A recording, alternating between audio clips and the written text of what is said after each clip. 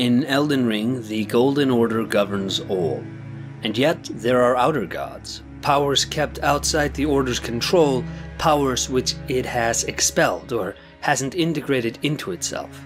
One of these is the God of Rot, and its manifestation in the land is the Scarlet Rot, a terraforming effect which ails the land and those who reside in it. But it's not malicious, not in a very clear sense at least. It's simply a different way for life to exist. Queen Marika, the Eternal, sealed away the rune of death long ago, and although she didn't know it at the time, in doing so, she ushered in an era of stagnant life. And so she enabled the rise of forces of alternate death. The Glowmite Queen and the Black Flame, the Prince of Death and the Deathblight, and yes, Scarlet Rot and its cycle of decay and rebirth. The forces which gained power in the wake of the system she set up have all ingrained within themselves a solution to the stagnant life problem which Marika set in order. Some seek to fix the problem, other forces yet see the problem as an opportunity. The Scarlet Rot has latched on to Malenia. An Empyrean and a daughter to Queen Marika, she was born afflicted with a rot and was fated to one day bloom into its goddess, the ultimate emissary of the rot in the lands between. But the rot can be averted. The blue cloth cowl's item description reads, "Cowl of a nomadic warrior. The blue color of its fabric symbolizes brisk waters, as fluid and flowing as the sword in the hand of its wearer. Just as stilled waters turn foul, stagnation leads to decay. Warriors must remain ever drifting. Blue and fluid and flowing, like water, like life." The flowing curved sword's item description reads, "Legends speak of a master of the sword garbed in blue, and his curved blade that was patterned after flowing water.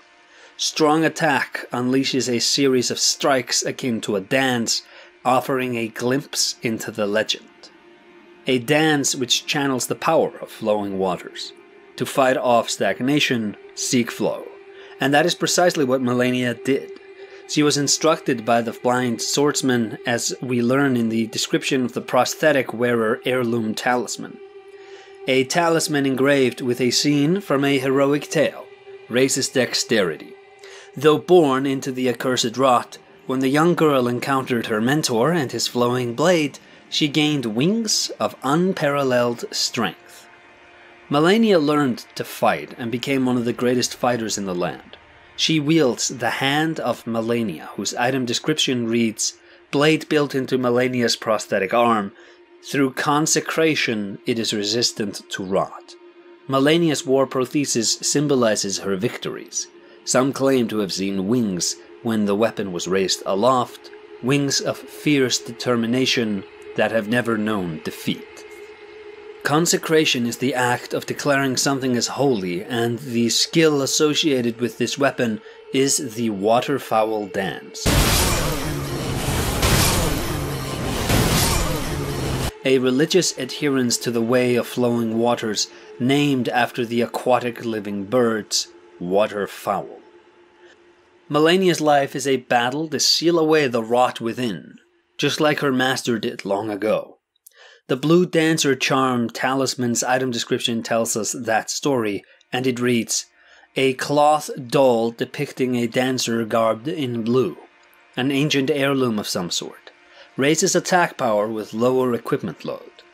The dancer in blue represents a fairy who in legend bestowed a flowing sword upon a blind swordsman. Blade in hand, the swordsman sealed away an ancient god, a god that was rot itself." I really love to see different cultures have a crack at exploring stories outside their own backyard. Many of the best stories come when a fresh-eyed, foreign perspective is brought in to explore the dynamic of a community, era, setting, culture, whatever, other than their own. I think it's interesting to see which standard component of the genre works are de-emphasized and which ones are amped up. I'm fascinated in seeing what gets introduced and what gets wholesale neglected. You can tell a lot about what was important to the storytellers by looking at what they did and did not do with traditional archetypes and tropes. For video games, I think one of the hardest nuts to crack has historically been Japanese games and the concept of Kegare.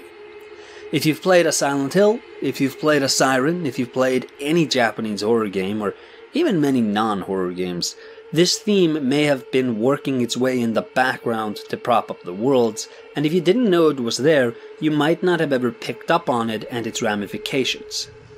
No company is as synonymous with the term as From Software, so I'm going to be using their games to explore the concept. I've talked a tremendous amount about Kegare before, and I'm sure channel regulars will be very familiar with it. Also, bigger Souls tubers than myself are beginning to casually throw the word around. The cult of Kegare is spreading quite nicely. I like to think I had something to do with that. But I've never actually sat myself down to explicitly write about this topic, and I've decided now to do just that, so that in the future when I discuss the term and its application in From's games, I can just direct people to this video and then move forwards, assuming everyone is in the know, rather than having to re-explain it every time just in case someone didn't watch my Shadow Tower Abyss video that one time. Even though you should have, that video was a banger. Hello, this is me, dear old Uncle AesirAesthetics. Hope you have a cup of coffee on hand. Let's dive in.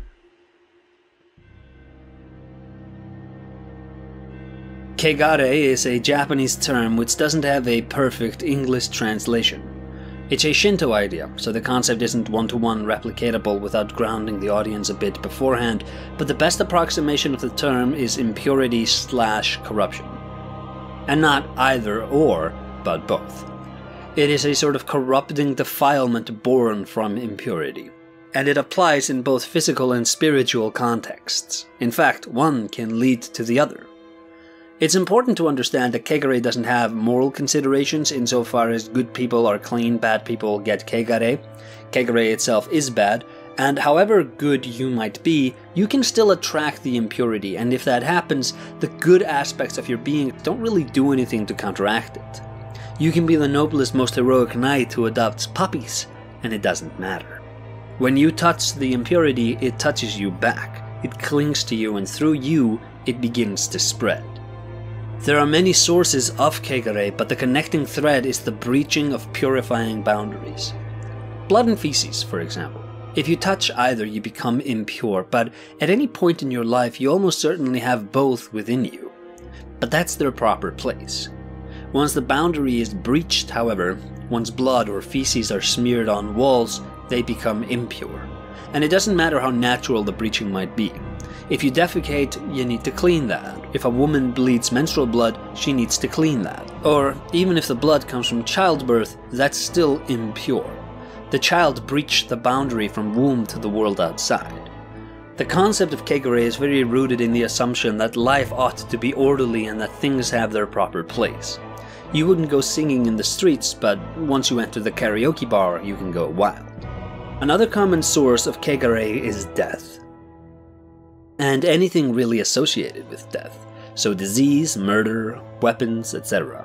If you touch a dead body, or even if you just stand in its general vicinity, you can acquire a spiritual uncleanliness, and you need to clean that because it doesn't leave by itself. To purify oneself, many rituals exist, but predominantly for From Software, there's the idea of the healing properties of running water. Water comes to us from heaven, a divine gift, and it moves through the land from higher elevations to lower ones. In the process, it gathers up impurities from the land and removes them.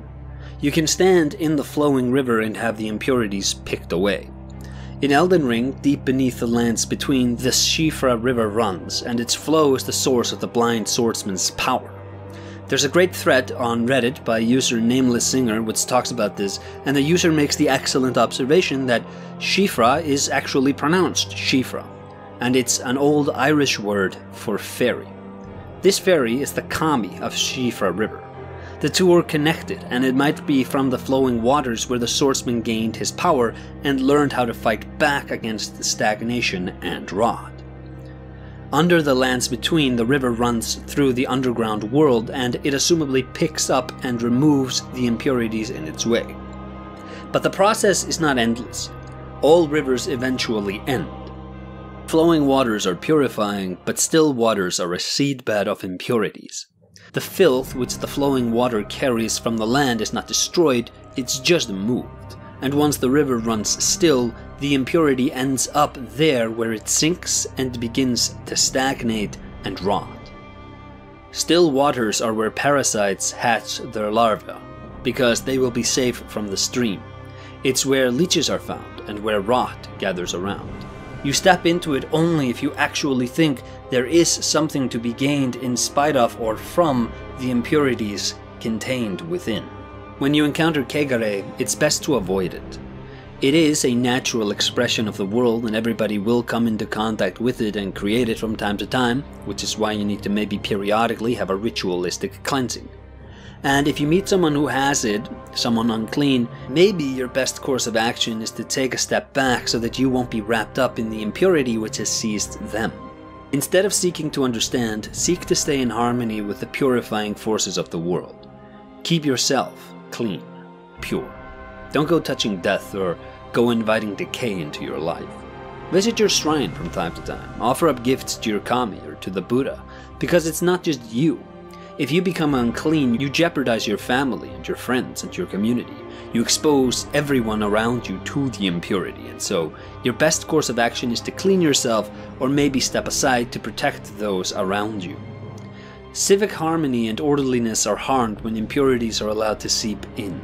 They create dangers and desperation, which makes the boundaries of the community and the world around you blurred. And when there is no order, or when the order is not strictly directed, evil influences can make their way into it and work to subvert it to evil ends. When the king dies, you replace him immediately, because the longer the power vacuum persists, the more power will flow from the throne down to hidden, shadowy rooms where priests or nobles scheme. When the Elden Ring is shattered, seek to reforge it immediately. Maybe don't get too hung up on the exact makeup you want it to have, because whatever can thrive in the absence of order is surely worse than the imperfect order, right? The king is preferable to the shadowy schemers because he is seen. When power flows into the shadows, it goes wild and makes crazy things happen. And the longer the world persists without a formalized structure administered by someone, the more the world will breed horrors. So, that's Kegare.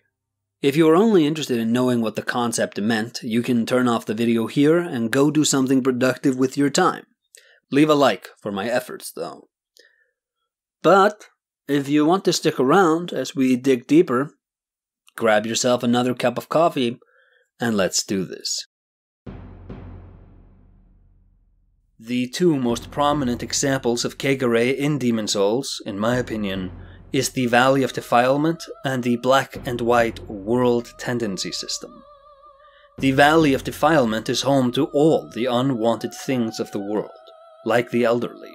We discussed the idea of impurities flowing with water until it reaches a stagnant lake where those impurities sink, stagnate, and then rot, and that stagnant lake, in Demon Souls, is the Valley of Defilement.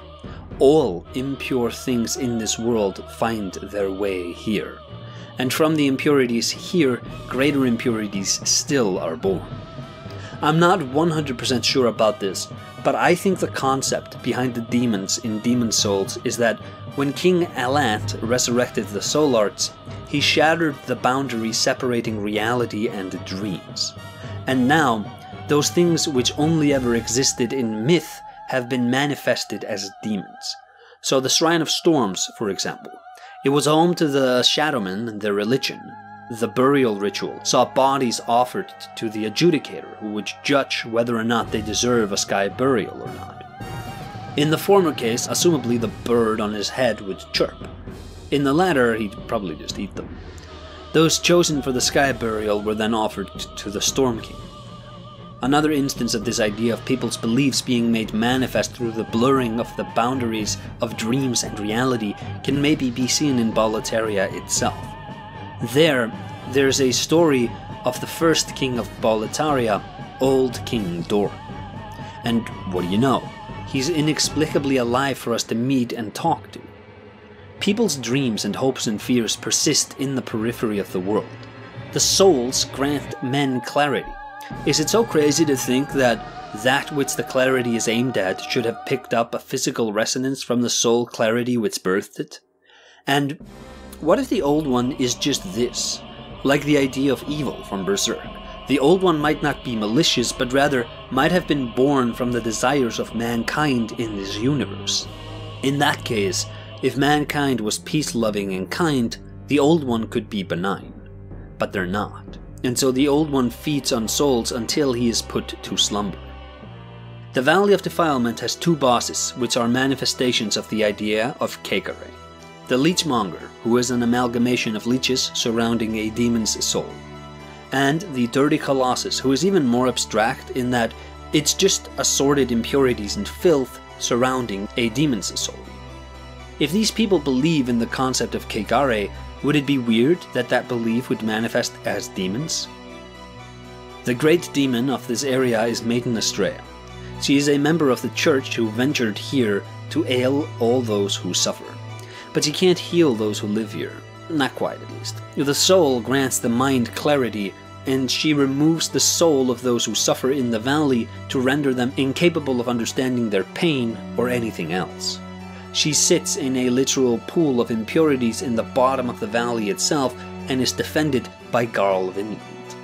He wears the dark silver armor which is touted for its protective and purifying qualities.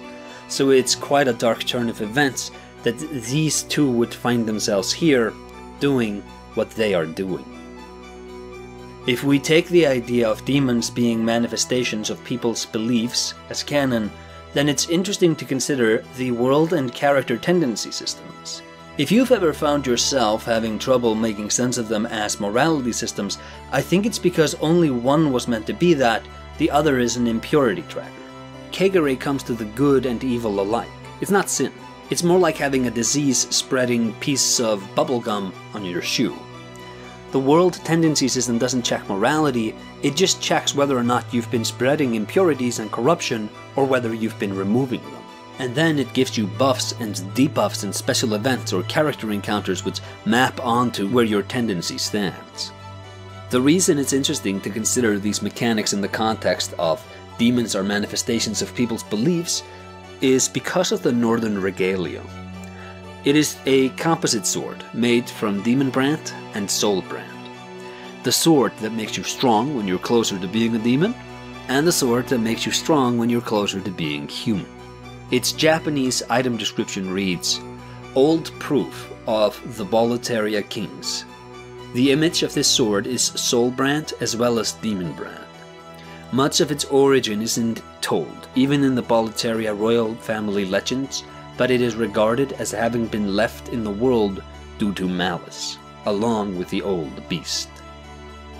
The malice they speak about is human malice. On the first day, mankind was granted a soul to have the wisdom to understand, but some turned on their kin and devoured their souls in order to strengthen their own, and with that power came the soul arts, the ability to reshape the world. White character tendency comes to those who help others, black character tendency comes to those who help themselves. This might be why God created the Old One. Man has a choice, be good or be evil, human or demon. But if you choose demon, inevitably the Old One will be awoken and humanity will be purged from the world. The Northern Regalia was left behind alongside the Old One, because human malice exists. If there are demons, it can destroy demons. If you're a demon, it can destroy humans. Again, the choice is up to humanity, but God wants us to choose to be human. Black World tendency spawns the primeval demons. Vile and ugly demons who look like parasites. Once the world is rotted enough, impurities seep into it. They just manifest themselves. And the only way they can be purified, in demon souls at least, is by destroying demons and black phantom invaders. To do good and purify the world.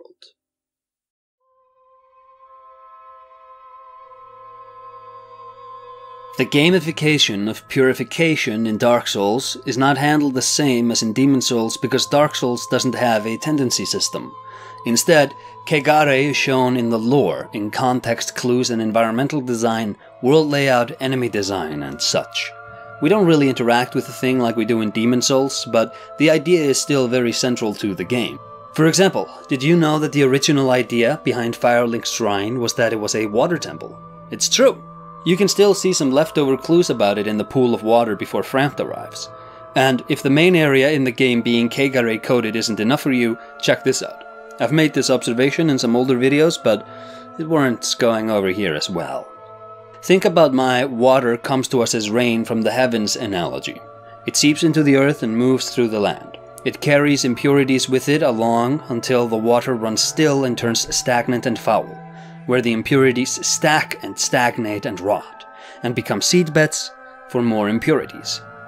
Now, substitute rain with light in this thought exercise. So, light arrives from the sun in the heaven.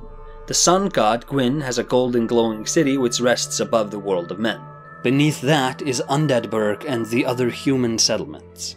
Underneath Undeadburg is the Depths, a massive sewer system designed to move the impurities from there to Blighttown, where they are unceremoniously dumped. Deeper still, we have Lost Izalith, which is the homeworld of the demons, who are almost all of them very parasite and insectoid coded. And in the bottom of Lost Izalith, actually the lowest elevation in the game's world, if you check it out on a map viewer, is the Bed of Chaos. Or as it's properly named, in Japanese, the Seedbed of Chaos. A horrible source of demons and impurities. Other showcases of this down equals Kegare idea in Dark Souls 1 can be seen in Ulasil and New Londo. If we look just at Ulasil, for now, the humans, or Ulasilians, dug deep into the ground to find the grave of primeval man in hopes of acquiring powerful sorceries. They did this at the behest of Dark Stalker Kath, and they found powerful sorceries no doubt, but they also awoke a creeping madness within Manus. The form mankind takes in this universe is perverted.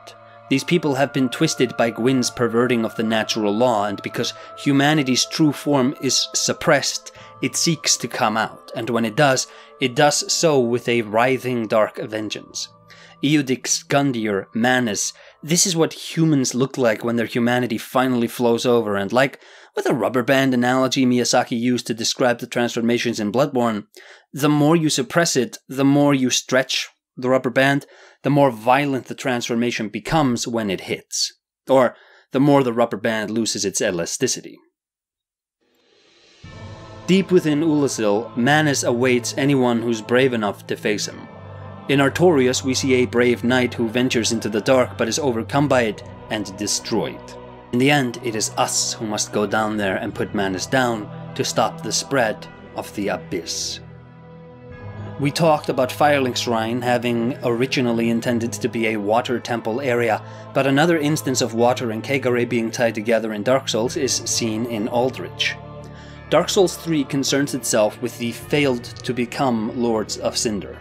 The failed to become is another reoccurring FromSoft theme which might warrant its own video one of these days, but for the purposes of Kegare talk, these are the Lords of Cinder, or Kindling, who did not link the fire. The order of the world was corrupted by Gwyn, and the flow from fire to dark was subverted. This is the world order boundary breach at the heart of all of the horrors in Dark Souls. And out of all of the failed to become Lords of Cinder, Aldrich is probably the most interesting, and he's also the most Kegare-coded of the bunch. His elemental affinity is deep. He likes to be submerged in deep waters. He dreams of a future of deep seas. Aldrich is the answer to Dark Souls 2. There, Aldia asks us, what if you could choose something other than light or dark? Aldrich shows us what that means. If you refrain from siding with one order or another, you don't choose a magical third alternative, you choose Kegare, a long, stagnant and impure existence. The prevailing order, or the order offered to you, might have its problems, but at the end of the day these games are perfectly comfortable with the idea that any order is better than no order. It's more important that there is a king than it is who is the king. Of course, there's kings and there's kings. The title doesn't make you a king. This is why all of these games ask us, above anything else, to seek power. Once you have the power, you are the king. If you don't have the power, all the crowns and titles in the world won't make you a king. If we look at New Londo, the question, who is king, had a simple answer. Gwyn is king. But he's more than happy to let 4 lackeys play pretend if it keeps his humans in line. We talked about Ulasil, but New Londo, I'd argue, is a superior showcase of the idea of suppressed darkness manifested as Kegare. In New Londo, the 4 kings all bear the mark of having been transformed by the dark. There, civilization was a lot like what we've talked about in Demon Souls. Humans help each other, demons help themselves. And the dark wraiths of New Londo steal the humanity from others. This practice became deeply embedded into the being of New Londo, until the Abyss, the Kegare embodiment of the dark soul itself, I figure, started spreading wildly, and the whole place needed to be sealed up and flooded to prevent what happened in Ulasil from happening here. The idea with just flooding the place is that water can imbibe the corruption within itself, and sure, the rot may spread within it, but it won't breach the surface. A bottomless curse, a bottomless sea, accepting of all that there is and can be.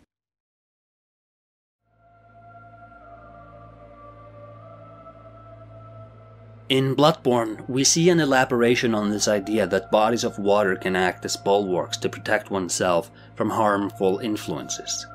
The Deep Sea Carol rune reads, "This rune means deep sea and grants augmented resistance. Great volumes of water serve as a bulwark guarding sleep and an augur of the eldritch truth. Overcome this hindrance and seek what is yours." Just like how the deep waters can protect us from the Kegare within it, so are we kept from the cosmos.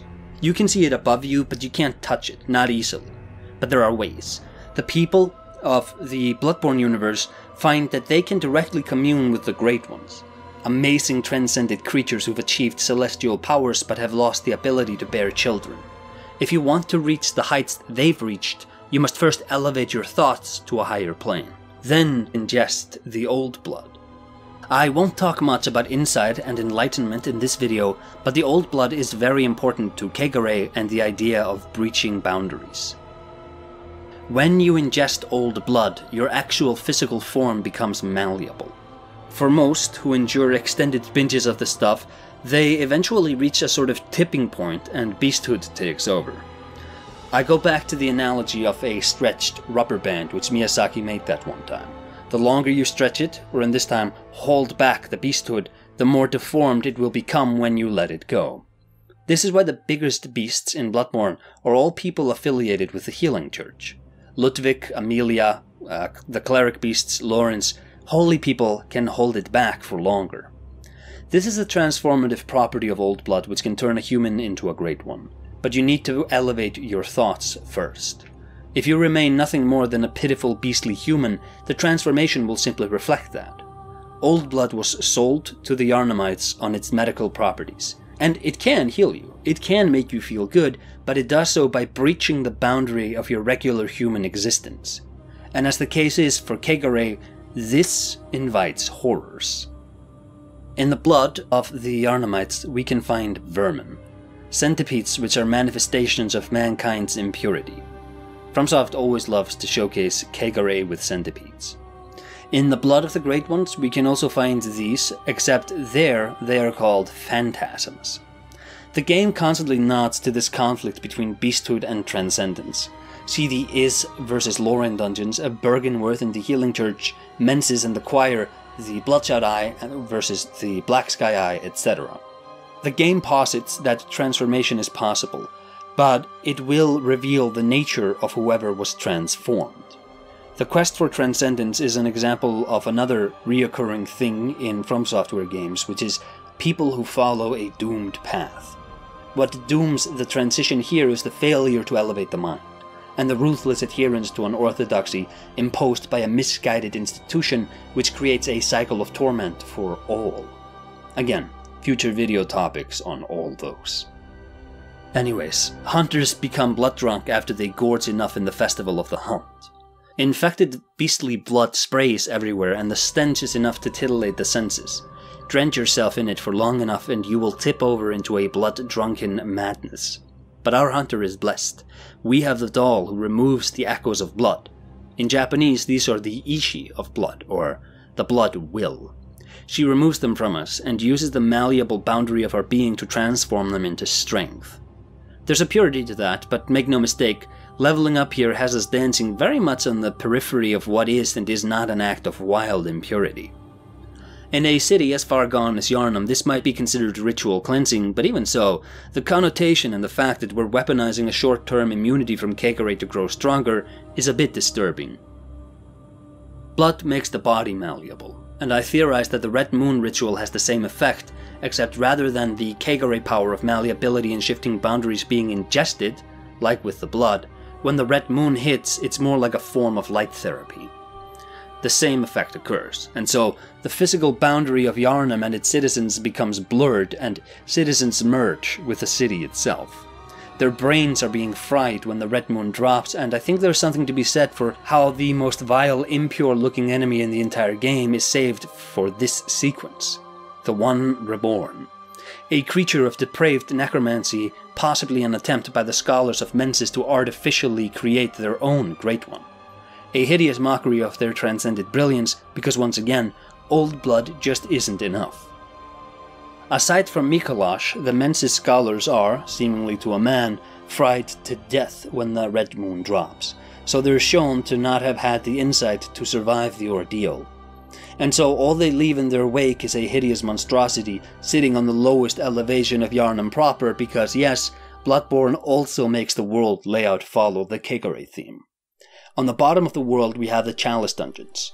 This is where the old blood was found, and rising from those is the city. The city began as an extension of the Chalice Dungeons, but at some point humanity was physically removed enough from those dungeons that they lost their connection to the old blood and became more sophisticated and less ghoulish and brain-dead. The lowest elevation of the city is occupied by the School of Mensis. The highest elevation of the city is home to the Choir. Mensis tries to brute force for transcendence with the old blood, but the choir believes in the teachings of Master Willem, and instead they focus on meditation towards enlightenment first. In Upper Cathedral Ward, where the choir resides, and all throughout the city actually, we can see the Astral Clock Tower, and in the Old Hunters DLC we actually visit the place. This is the true highest elevation in Yharnam, and once we exit it, we're in the Dreamland version of the fishing hamlet. Interestingly, an actual body of water now separates the hunter from the city beneath them. Great volumes of water serve as a bulwark guarding sleep and an augur of the eldritch truth. Overcome this hindrance and seek what is yours. The eldritch truth resides in the nightmare. Having breached the body of water, we are now free to ascend even higher. In the Orphan of Cos boss arena, we see sails and sunken ships. Above this nightmare, in the Nightmare Frontier, we see those sails in the fog, and the Nightmare Frontier is the frontier of the Nightmare of Mensis. The frontier is played with us descending to the Amygdala boss arena, but the original plan, earlier in development, was for us to walk from that place to the cave we now start in, which was intended to be the same cave as the one at the start of the Nightmare of Mensis. So it's a constant climb upwards. Because enlightenment brings you closer to the sky and cosmos, whereas beasthood makes you low. Rain arrives from the heavens as a divine gift, but its life cycle, in Kegare terms, ends with it pooling and stagnating in a lower elevation. A potential final horrible commentary Bloodborne makes is the idea that enlightenment is for suckers. The Great Ones lose their ability to have children, and they are overcome with the desire to do just that. They aren't really Lovecraftian, unknowable monsters from beyond, they're very understandable. The game was developed after Hidetaka Miyazaki had his first child, and you can see how parentage was clearly on his mind during the development of that game. However majestic they may look, however powerful they may be, the Great Ones spend their lives in communion with mankind trying to have children. But they can't. They don't have any offsprings, they are genetic dead ends. In the Great Ones, life stagnates, and stagnation leads to rot, and those who try to achieve transcendence also stagnate. Willem and the choir try to meditate their way there, try to elevate their thoughts before ingesting the old blood, but it doesn't work. Willem has actual lumenwood mushrooms growing on his neck because he's beginning to stagnate and his body is becoming a seedbed for rot. His mind seems to be gone already, so all his time looking at the moon hasn't done him any good in his life. The choir try to meditate as well, but when the red moon hits, they fry all the same as the Mensis cult does. And those who transform might look more majestic, but there's a hidden horrible mockery even there. The blue-eyed scourged beasts are just scourged beasts. The mind flayers are just snakeheads. Their heads are host to a phantasm instead of a vermin, but does the distinction really matter? In Bloodborne, it seems the pursuit of transcendence only leads to degeneration, stagnancy, rot, and decay. And the same can be said for Sekiro.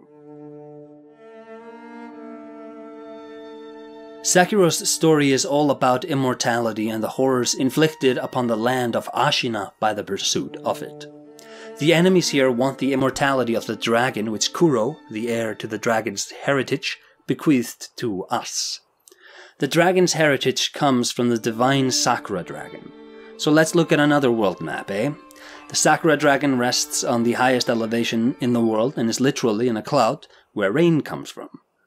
It lands in Fountainhead Palace, which has a massive waterfall. The land of Ashina has a river running through it, which derives its water from Fountainhead. Lower elevations have unholy and stagnant creatures and environmental designs. We've done this dance twice over in this video, I assume you get it. The swimming sections often have headless for us to fight. They stand in the bottom of those bodies of water and are impure warriors. In Mibu Village, very low elevation game here, we swim in the water to discover the remains of the inhabitants who indulged in the rejuvenating sediment. They ate the sand and dirt which pools in the bottom of the stagnant body of water. The tears of the dragon grant immortality, but the waters emanating from its heavens also have rejuvenating properties. But once those waters run still, the properties are transposed onto the sediment it rests on. Of course, that is not why the Mibu villagers indulged themselves. They were fed sake and then had to quench their thirst by drinking from the lake. Another showcase of a corrupted immortality born from an evil experiment can be seen in the Senpu monks. They have centipedes, living within them which reanimate them after death. The monks murdered many children to try to artificially create a new dragon's heir. There's a lot of messed up experiments in this game because everyone is clinging to life, and a prominent idea expressed in Sekiro is that immortality is parasitic. Nobody gets a free ride. Everyone who lives forever does so by feeding off of somebody else. The pot noble wants to become an immortal carp, and to do that he has us hunt down other carps for him. The dragon elders feast off the youth of others. The centipedes are parasites which live in the host bodies, and the dragon's heritage, our immortality, is also parasitic because we're leeching the ambient life force around us to recover our vitality. That's what the dragon rot is. Every time we die, we spread Kegare. Then we revive by stealing life from others, over and over again. So maybe it's a good idea to make some offerings to the Buddha in order to try and address the uneven scales we leave in our wake. Script-wise, Sekiro is probably the tightest story we've gotten from modern From Software, the Miyazaki-era FromSoft. Its scope is narrower, and it doesn't have as many wild rabbit holes of lore to dive into, but all of the themes are so tightly interconnected here that the stylistic difference in the presentation of the story, compared to a Dark Souls, really makes the change worth it. There are certain things the game isn't very good at, which a game like Dark Souls excels at, but when it comes to actually connecting the underlying themes of the areas into the larger narrative and making it land, I think Sekiro showcases the best scenario for the sniper fire precision approach to story. When it comes to the Gatling gun spray everything everywhere approach, however, Elden Ring is by far the best. And not for any other reason than it just has so much more content packed into it. The stories fold in on themselves so often, and the whole package is just brimming with material. Elden Ring is like Dark Souls in that the fundamental order of the world has been uprooted and people are being left to languish in an extended transitional period from one order to the other. Kegare manifests everywhere we look, and it will continue to do so until a new order of the world is established. Unlike Dark Souls, however, the transition isn't linear. Elden Ring doesn't decide for you what the next order will be, it simply asks that you grow strong enough to push aside all other claimants to the throne so that you can impose on the world whatever order you want. Some are exciting new horizons, others are monstrous depravities. Sekiro has NPC stories, but it didn't really hang an entire thematic exploration on them nearly to the extent that Elden Ring does. I like the Bodhisattva stuff just fine, but it's a far cry from something as malicious and twisted as the Dung Eater. The flow of life in the lands between has been altered to suit the tastes of Queen Marika the Eternal. Death has been eradicated, and so rather than passing on, those who succumb will be reborn at the foot of the Earth Tree. This cyclical resurrection is a core component of the structure Marika has imposed on the world, and Dung Eater seeks to weaponize this structure to spread his seedbed curse. He hates the Golden Order, and he defiles corpses to spread his curse in them, to ensure they are reborn with his curse and will spread it among their offspring for eternity. This is the sort of wild malice which Elden Ring can do with an easily missable NPC. This is the sort of NPC which Elden Ring's free-flowing and open-ended structure allows for. Sekiro's narrative being more focused means this guy might not fly. Might, but probably he's a better fit for a game like Elden Ring. Sekiro and Elden Ring both explore the ramifications of a world without death. In Sekiro, we strive to find the Mortal Blade, a weapon capable of bringing death to the immortals. Immortality is parasitic, and to cleanse the land of Ashina, the immortality of the dragon must be revoked, and the Sakura dragon returned back to its home. In Elden Ring, we travel to find the Rune of Death, and we find it in the form of a sword, wielded by Malekith the Black Blade. For Kegare, life and flow are synonymous, and death and stagnation are synonymous. Eternal life sounds like a blessing, but it is stagnant. The reason the Sakura dragon in Sekiro is the Sakura dragon is because the cherry blossom is symbolic for impermanence, something whose beauty can only be appreciated for a short time. And that's life. It's beautiful because it ends. It is a good thing in Sekiro that we bring death to the land. We are freeing it from the cursed stagnation it's been afflicted with. And the same applies to Elden Ring. Death indiscriminate is a blessing because the alternative is stagnation, a life that is rotted. Because death was removed from the Elden Ring, life becomes stagnant, and because the Elden Ring was shattered, the structures governing life, harmony and such have all been undone. And instead of a firm monarch, it is the outside influences who have claimed a stake at the throne and battle each other out to see who will reign supreme. Some fight with martial might, others use cunning, and other forces still are something harder to comprehend. The lack of formalized structure allows for impurities to seep in and corrupt the world. Some try to preserve the broken old order, others try to build something new. But everyone is doing their best in the wake of incomplete power, and so everyone is filthying their hands with impurities to fix the situation. To impose order, you maybe need to get your hands dirty. Prayer order is the one that lasts because once order is imposed, the fighting ends and your job is to make the world clean. Arguing about where authority gains its legitimacy or what component of the Golden Order ought to be represented or emphasized is fun and all, but the name of the game is gaining power. Gain power and use that power to get your throne. And you might not need to worry too much about how unclean the path to the throne is, because no one will have a clean path, and by the time your order is established, you can decide retroactively what was and what was not a breach of the boundaries of the world. So if you steal a cocooned and hibernating Empyrean and feed them with corrupted blood to make him an Empyrean emissary of the unseen god of blood, go for it, man. Moke intends to act as Miquella's Elden Lord, but first he needed to corrupt Miquella. Moke and his brother Morgott are both Omen. Demigods, yes, but they're born with powerful blood which carries the spirit of the crucible within it.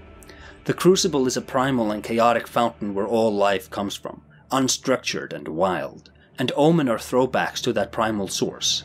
They grow horns and tails and wings and fangs and the like. Moke and Morgott are both defined by their understanding of themselves in the world they live in, considering the blood that flows through their veins. Moke embraces the blood, Morgott is repulsed by it.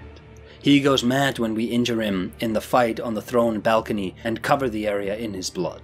Mohg, however, embraces the blood. He communes with it and gains power from it. That power is how he intends to create his new dynasty. Kegare can be born from the crossing of sacred boundaries. Morgoth constrained the blood within himself, but Mohg expels it to fight. He has completely accepted the new god of blood, and the boundary of inside versus outside the body means nothing to him. This is a defilement of the natural way of things, and so Morgwyn, his home, is understandably one of the most impure places we can find in the lands between. One of, but not the most. I began this video by telling the story of Malenia, the blind swordsman, the kami of Siofra River, and the power of flowing water. Rot will be born wherever there's a transgression against the sacred boundaries of the world, and wherever impurities are not cleaned up. By channeling the power of flowing water, the blind swordsman sealed away the god of Rot. By channeling the power of flowing water, Malenia sealed within herself the goddess of Rot. But the rod has not been destroyed. You can contain it, but to destroy it you need to actually purify the land, and in Elden Ring there is only one way. It's the same way we cleanse Ashina in Sekiro. We must deliver death back into the natural cycle, such that the abnormalities which are born from overly extended life can be averted. In Dark Souls, Gwyn's overextended Age of Fire was a seedbed of impurities. In Demon Souls, the Valley of Defilement was born because humans discarded what they did not want, including the elderly. And the church missionaries were not able to cleanse the place, because Demon Souls explores the conflict between humanity and demonhood, and the idea there is that the valley was born because of black tendency, because of demonhood, because people choose to help themselves and to not help each other. In Elden Ring, the natural flow of life has been perverted to suit the needs of a god. And then, when the Greater Will and Queen Marika the Eternal clashed, she shattered the ring, and the seed of power was opened up to anyone who would claim it. The imperfect, corrupted order of Marika was replaced with the imperfect order of whoever was able to stake claim to a piece of land and impose their will on it. But all is decaying, and all is rotting because life goes on unending, a stagnant existence.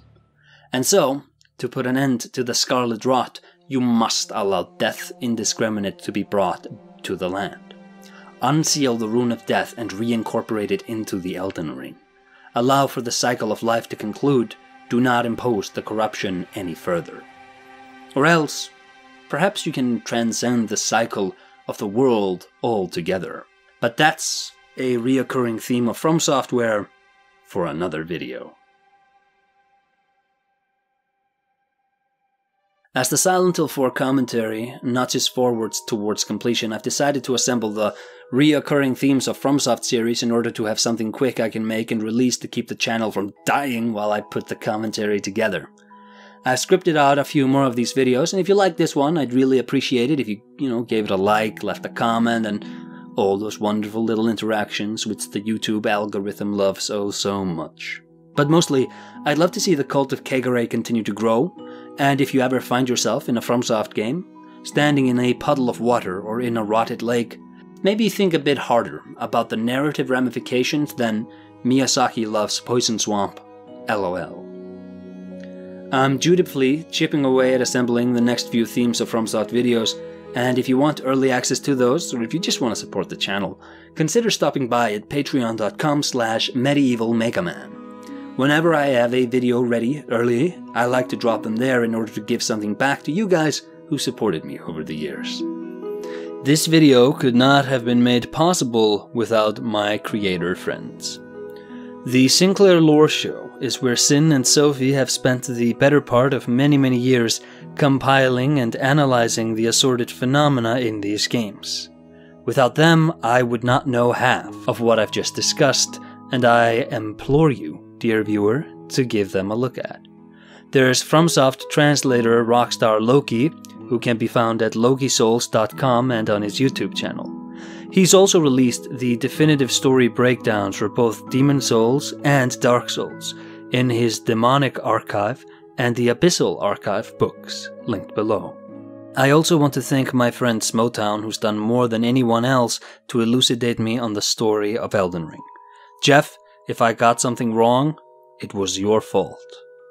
He's releasing the Grace Given book early next year, which dives into Elden Ring's lore, and I'm confident it will meet the highest possible standards which his videos have set. Links for these creators and their works has been provided in the description box below.